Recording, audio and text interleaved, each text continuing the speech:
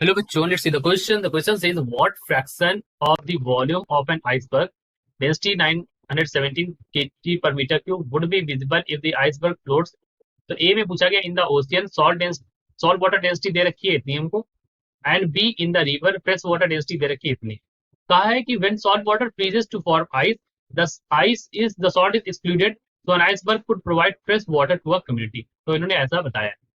चलो इस क्वेश्चन को सॉल्व करने में हमें क्या बताना है, हमें बताना है कि आपको सबसे ए पार्ट में बताना है, इन्होंने पूछा है कि फ्रैक्शन ऑफ वॉल्यूम। ठीक, हमें फ्रैक्शन बताना है दोनों केस में, एक बार हमें सॉल्ट वाटर में, एक बार हमें फ्रेश वाटर के केस में। ठीक है, तो इस क्वेश्चन को सॉल्व करने के लिए जो हम यहाँ पर कॉन्सेप्ट यूज करेंगे, यानी कि जो हमारा की कॉन्सेप्ट यहाँ पर यूज होने वाला है, दैट की concept will based on the flotation.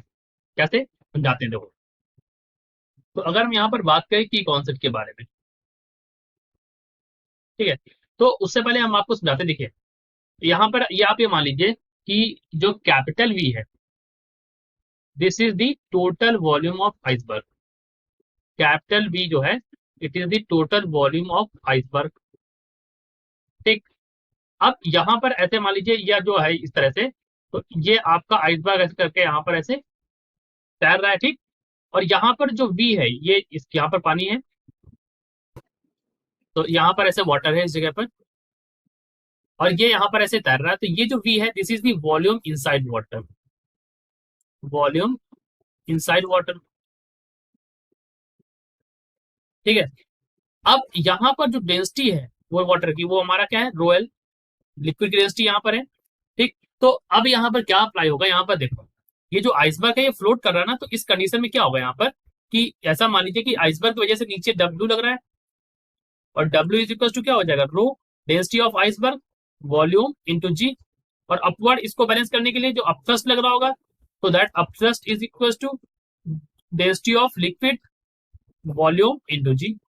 ठीक, फ्लोटेशन की कंडीशन तब आएगी जब हमारा एफ वी बराबर डब्ल्यू हो जाएगा। तो यही हमारा की कॉन्सेप्ट भी होगा, इसी हम एफ यू बराबर डब्ल्यू, यानी कि अपथ्रस्ट जो force of upthrust to weight, यहाँ पर एक तरफ आप लिख देंगे रो एल वी, और यहाँ पर जी, ये वी स्मॉल वी वॉल्यूम है। ठीक है, ध्यान रखिएगा।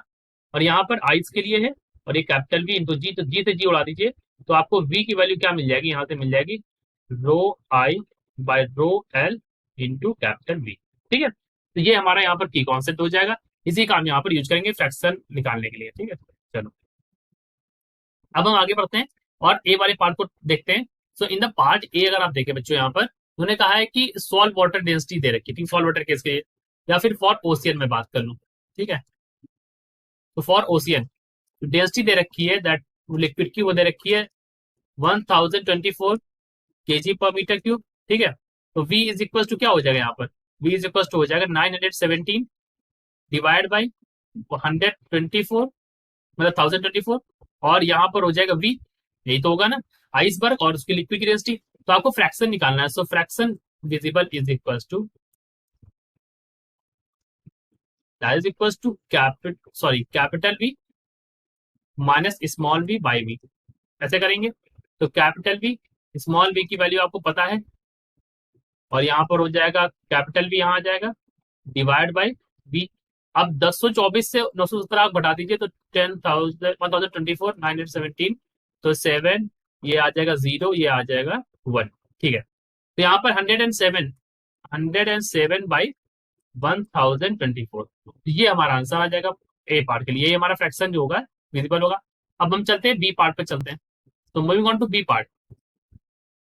तो बी पार्ट में आपको क्या करना है, बी पार्ट में हमें रिवर के लिए पता करना है। तो for river density of liquid यहाँ पर दे रखी 1000। ठीक, अब आप यहाँ पर लगाइए, तो यहाँ पर जो स्मॉल वी की वैल्यू आ जाएगी वो आ जाएगी 917 बाई 1000 इंटू वी। तो यहाँ पर कितना फ्रैक्शन विजिबल होगा,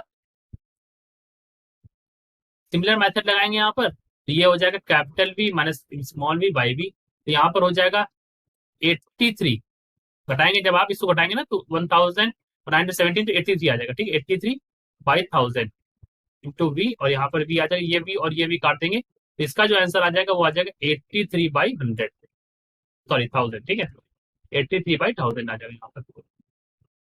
ठीक, तो इसका ये आ गया, बी ए वाले का ये आंसर आएगा। So this is our answer. I hope you understood it well. Best of luck.